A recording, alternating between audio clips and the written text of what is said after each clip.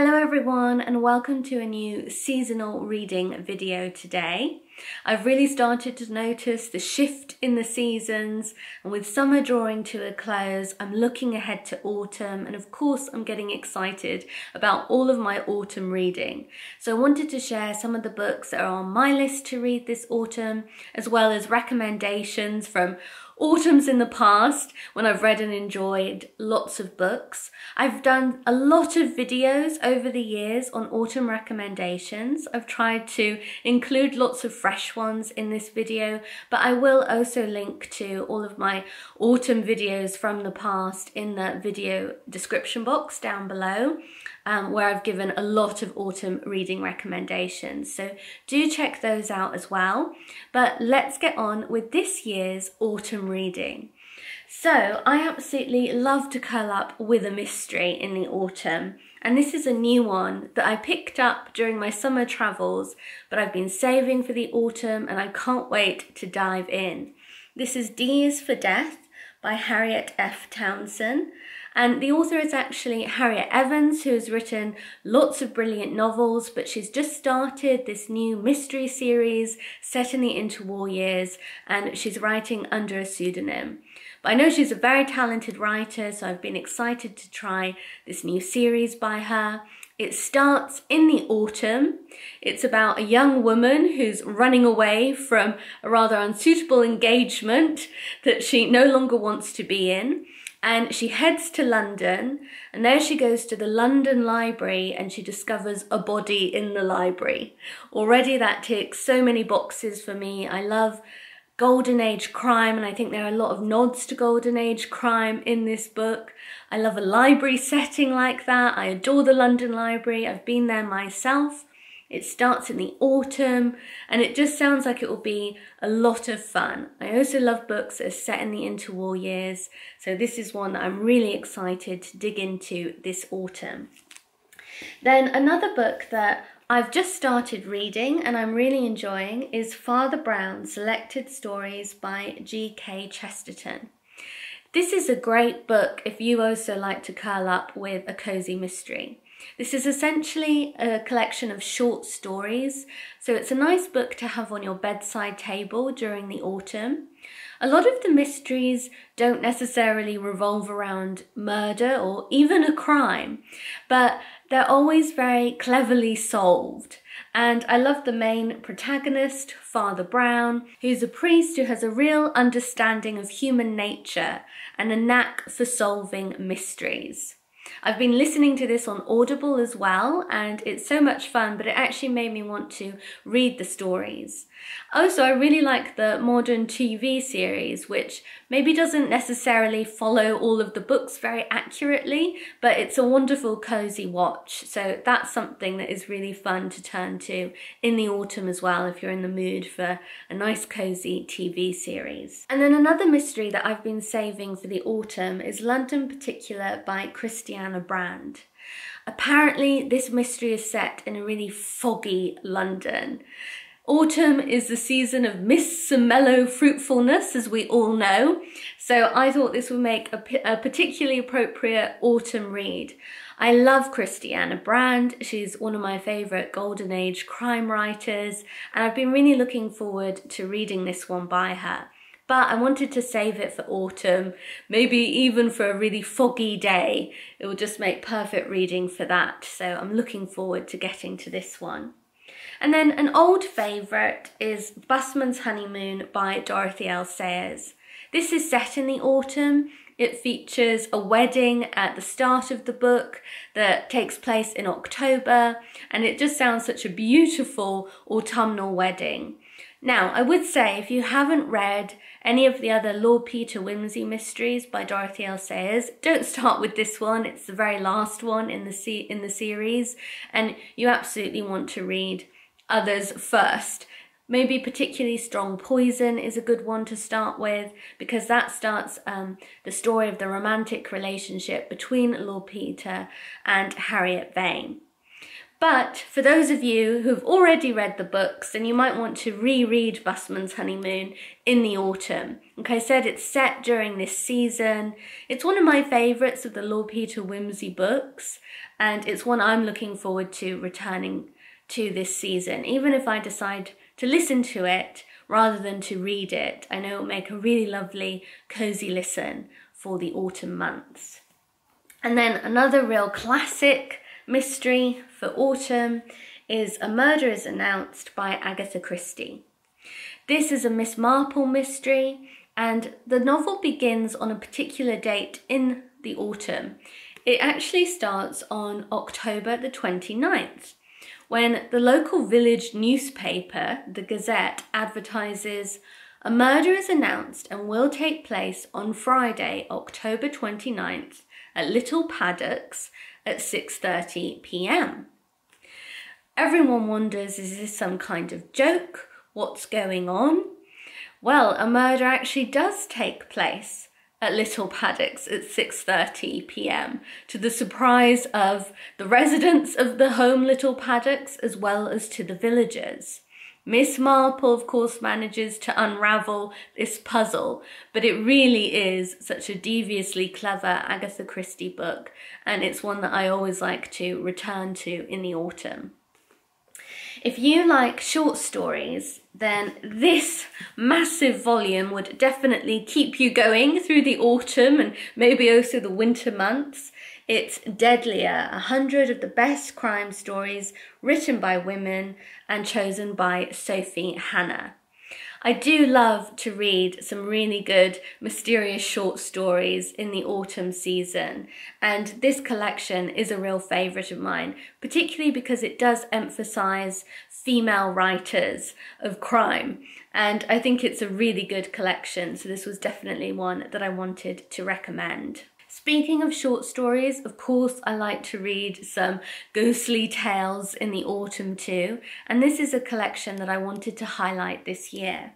It's The House of Silence by E. Nesbit, and they're ghost stories that were written by her from 1887 to 1920.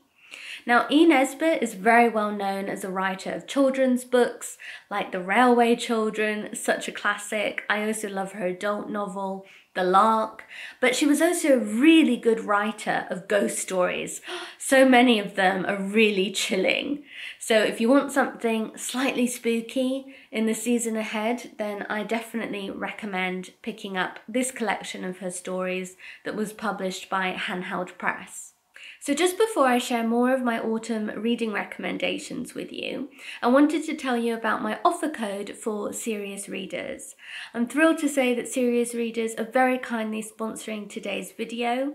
I've said many times how much I love their reading lights, so I'm so pleased to have an offer code to share with you.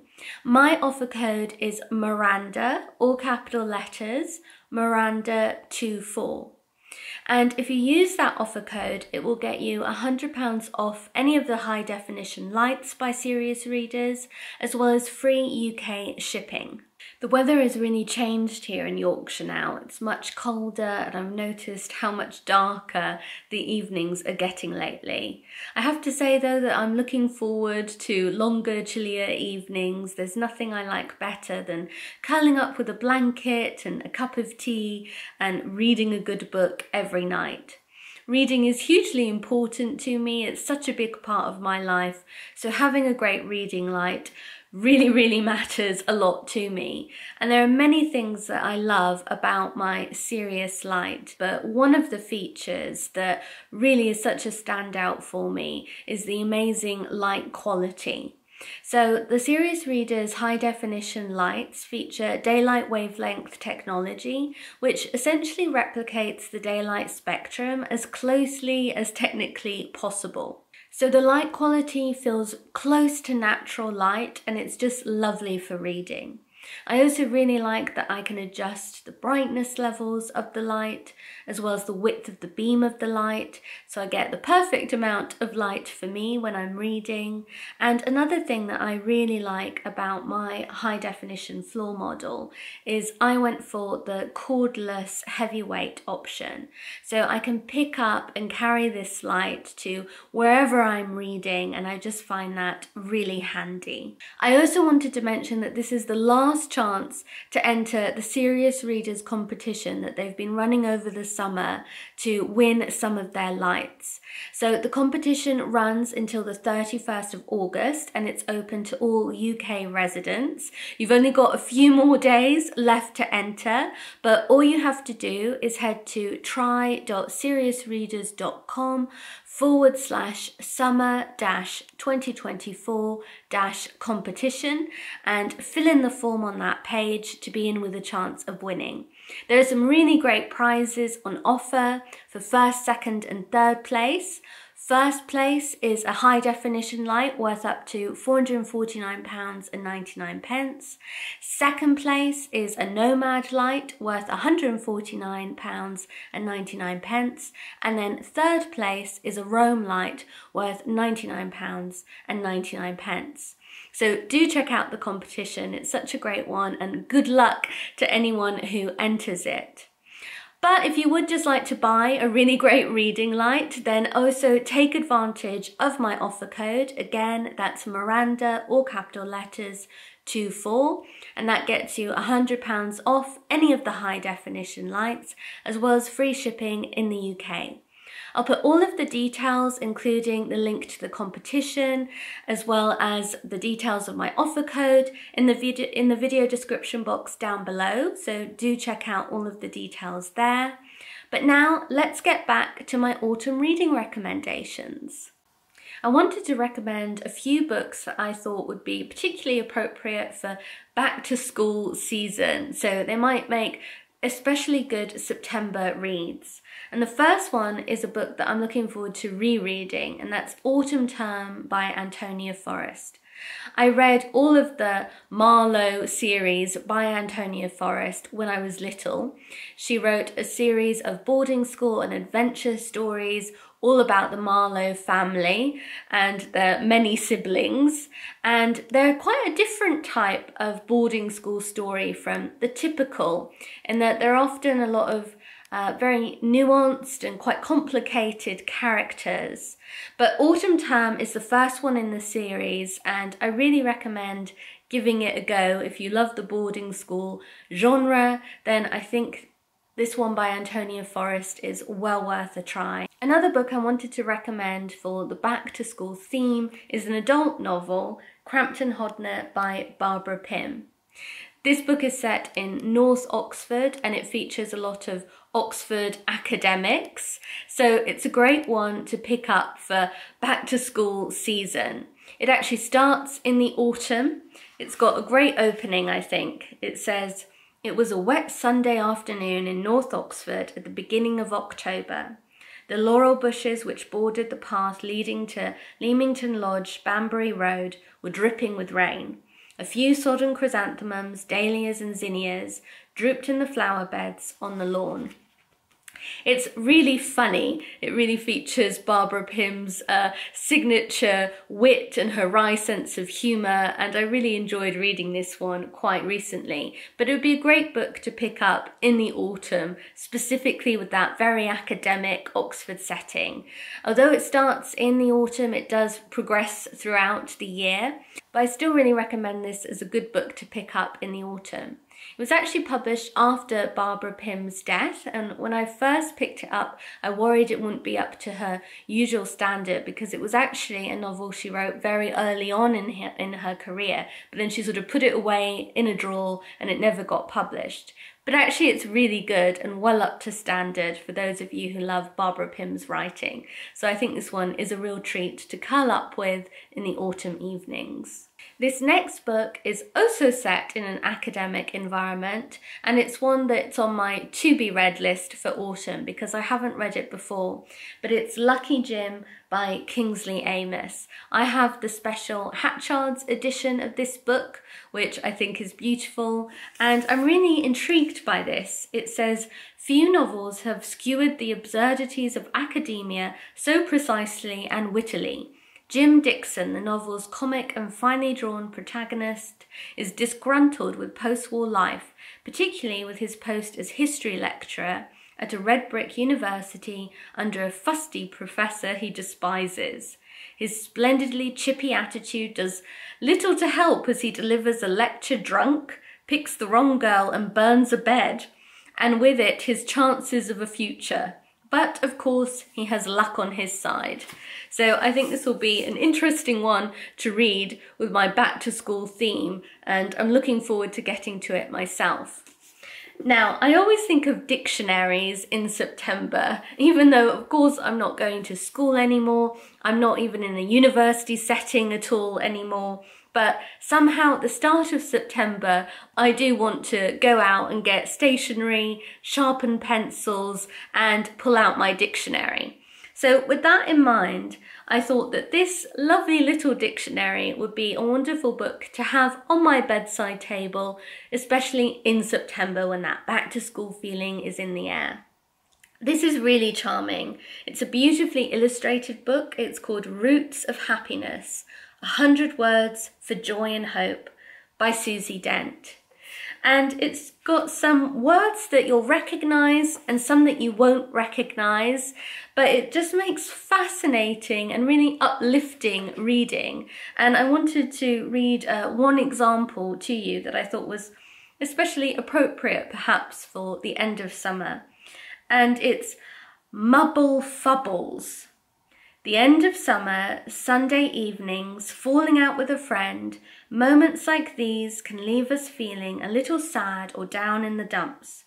People have experienced these emotions for hundreds of years, and in the 16th century, there was quite a playful way of describing them. The Mubble Fubbles. No one quite knows where the expression comes from, but if you try saying it out loud, you might find that it makes you smile.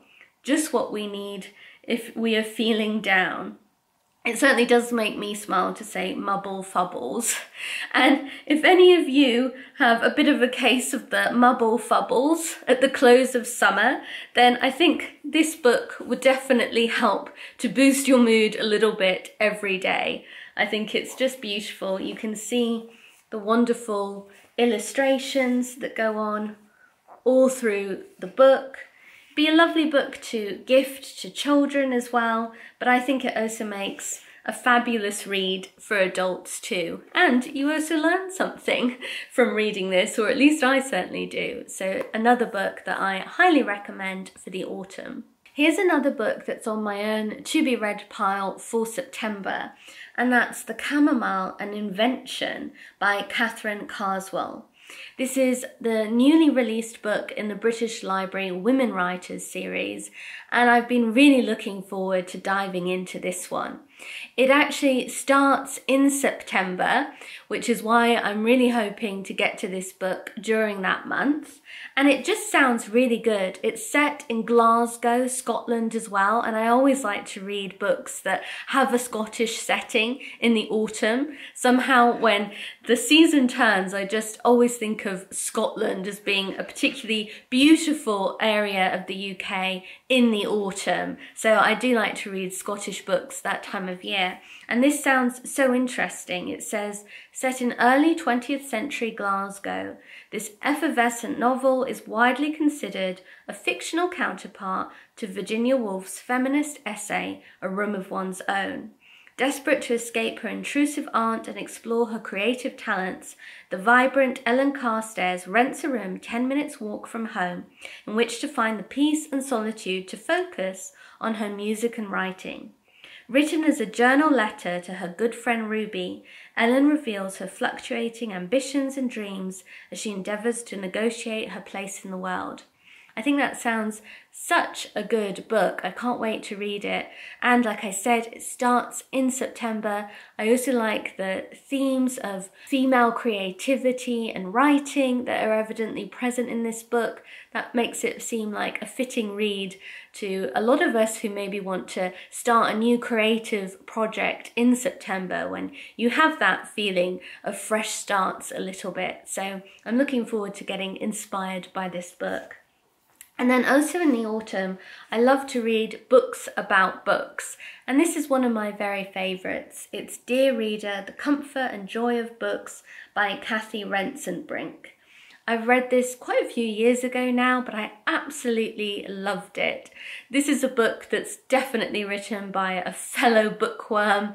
You can tell how important books are to Kathy Rensenbrink's life, and she writes about them with so much affection and joy. And she also writes very movingly and poignantly about how books have helped her during very sad and difficult times in her life.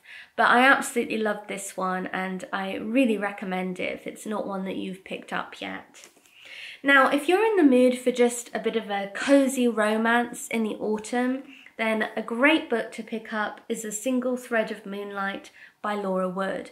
This is a YA novel, but it also makes a very fun read for adults. It's got a lovely, cozy, charming feel to it. It's based a bit on the Cinderella story, and it's set in Victorian times. There's a really satisfying romance in this book too, and there's a lot about clothes and fashion of the time that I absolutely loved. There's a little bit of a mystery mixed in with this romance as well, and it's just a fun, light-hearted and very autumnal read. So one I really recommend for this time of year. And then a couple of children's books that I actually love to read as an adult. One is The Little Broomstick by Mary Stewart. This is such a sweet story. It would be wonderful to read this aloud to a child in the autumn. But like I said, I really love reading it myself too. So if you want just a really lovely, cozy bedtime read, then do have a look for this book. It's beautifully written. I wanted to share a little passage from the book with you. It goes, "A shaft of autumn sunshine had parted the grey overcast sky and was gilding the trees and the fallen leaves that rustled as she walked across the lawn. In front of a tall hedge of cypress, the chrysanthemums nodded heads of bronze and copper and sulphur yellow, while from them and from the earth and dead leaves and the tangle of bright nasturtiums round their roots came the sad, beautiful smell of autumn." That was a passage that I wrote in my commonplace book when I first read this book, and I still think it's such a lovely description of autumn. This is about a young girl called Mary who's sent to live with a relation very much against her will. She's not sent to live permanently, just for a short time while her parents are away.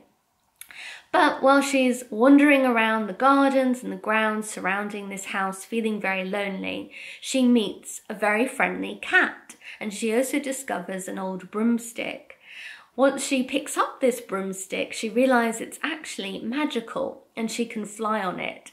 When she gets on it, the broomstick takes her to a school for witches, but it's clear that there's something not quite right about this school. I won't say more about the story, but it's a really fun, light read, but also beautifully written, so a real favourite of mine. And then another charming book is The Star That Always Stays by Anna Rose Johnson. I've actually chosen this book as our Comfort Book Club read in October, and I chose it for that month because there are some really lovely autumnal scenes in this book. There's a Halloween party that's very memorable, but there are also just some really lovely descriptions of autumn in this story. Again, this is a children's book, but definitely one that adults can enjoy too. This is a story about a young girl who loves sitting by the fire, listening to the stories that her grandfather tells of her Native American ancestors. But one day unhappiness comes into her life when her parents divorce. This is set in the early 1900s, so divorce was still quite taboo at that time. And the way that the girl and her siblings have to adjust to this new state of affairs is really sensitively told in this story. They move with their mother from the country to the city, and they have to adjust to a new life, a new high school, and a new husband of their mother's, and a new father figure. Now, this story is partly based on Anna Rose Johnson's personal family history, which adds so much depth and interest to this story.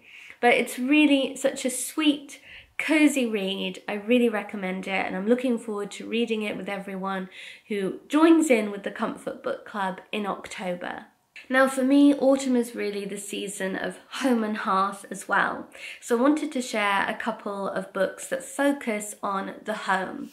One is A Home for All Seasons by Gavin Plumley. Some of you will remember this from the interview that I did with Gavin, and also this was a Comfort Book Club choice last November.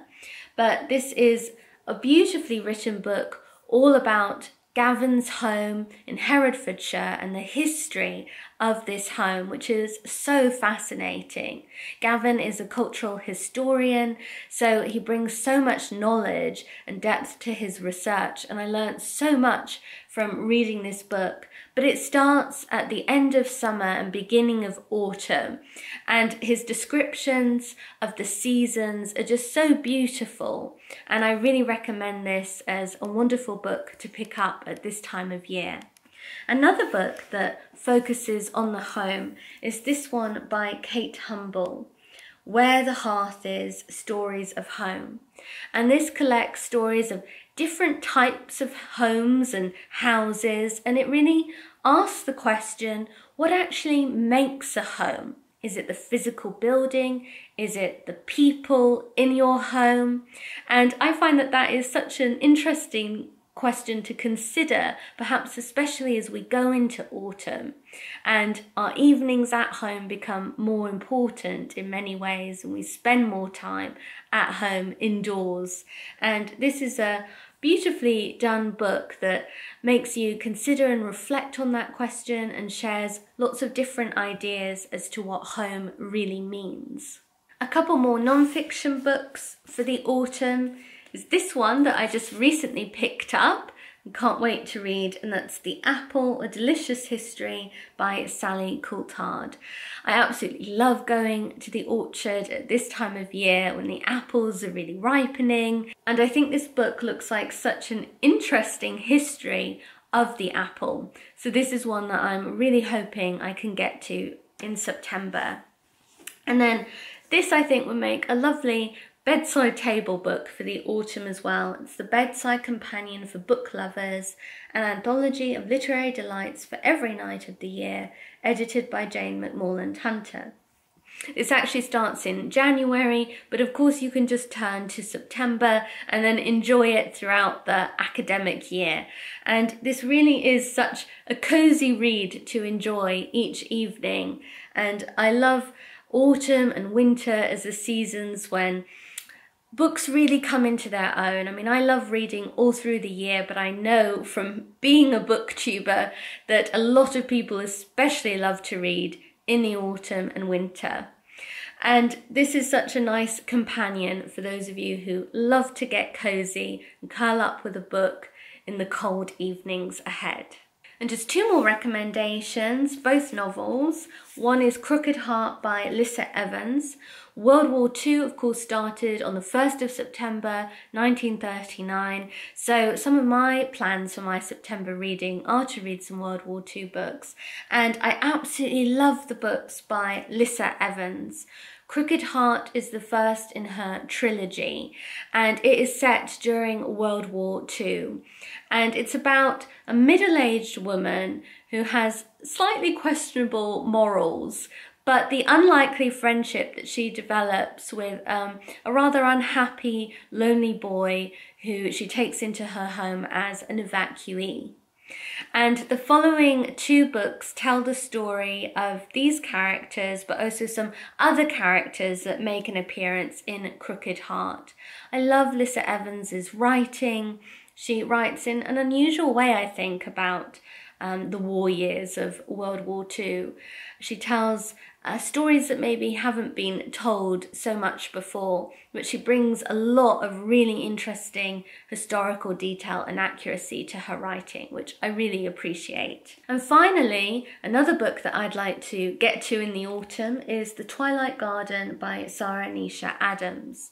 This book begins in the autumn and then it goes through all of the different seasons, but it looks like there's quite a good chunk of autumn at the start of the book, so that's one reason why I'd really like to read this book in the autumn. Apparently it's about a community garden, it's set in London, and it's about how this garden is brought back to life and the difference that it makes to the local community. Sounds like a really wonderful read, and it's one I'm really looking forward to getting to. But anyway, those are all of my autumn book recommendations for this year. I hope you've enjoyed them. I will of course put links to all of these books as well as all of my serious readers details and offer code in the video description box down below, so check out all of the links there.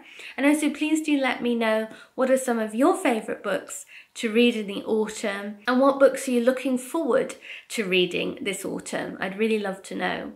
Thank you so much for watching this video. Extra big thanks to those of you who pressed the super thanks button on my last video. I so appreciate all of your wonderful support. But thank you to everyone who supports my channel through subscribing to it, liking the video and putting a comment on. I really appreciate all of your support, and I hope you have a wonderful autumn coming up filled with lots of marvellous books. But I'll see you again soon. Goodbye.